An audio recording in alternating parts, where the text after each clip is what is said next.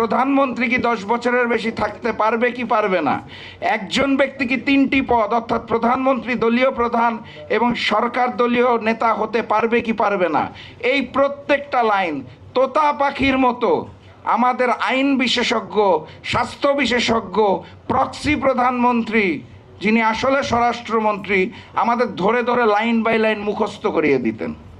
সেই দিন প্রথম প্রতিবাদ করেছিলাম যে আপনার কথায় ঐক্যমত্য কমিশনে যেগুলো বলতে পারবো না, এবং সেখান থেকেই যে বাধা পেয়েছিলাম সেই বাধার পর তৎকালীন বিএনপিকে ছেড়ে চলে এসেছিলাম এবং বিএনপির গুলশান অফিসে আমার মনে আছে গ্যারেজে দাঁড়িয়ে বলেছিলাম সেই সময়ে শহীদ প্রেসিডেন্ট জিয়াউর রহমান এবং দেশনেত্রী বেগম খালেদা জিয়ার বিএনপি আর বর্তমান বিএনপি এক জিনিস না।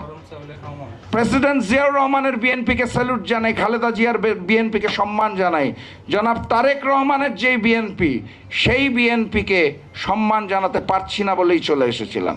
এখন সর্বশেষ কথা করণীয় যেটা বলেছিলেন, অনেকে অনেক প্রস্তাব দিবে।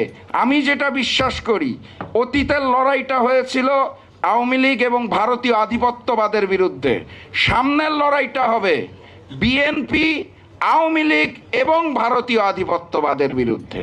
সেই লড়াইটা যদি আমরা করতে প্রস্তুত থাকি তাহলে রাজপথে নামতে হবে।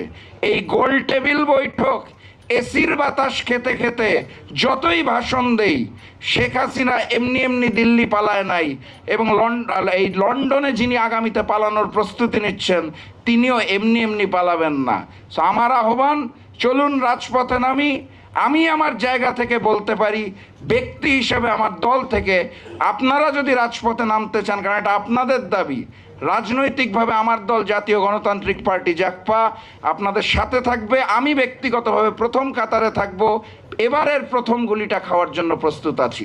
দেখা হবে ইনশাল্লাহ রাজপথে। বিজয়ের পথে যাত্রা শুরু, জীবন অথবা মৃত্যু। আসসালামু আলাইকুম।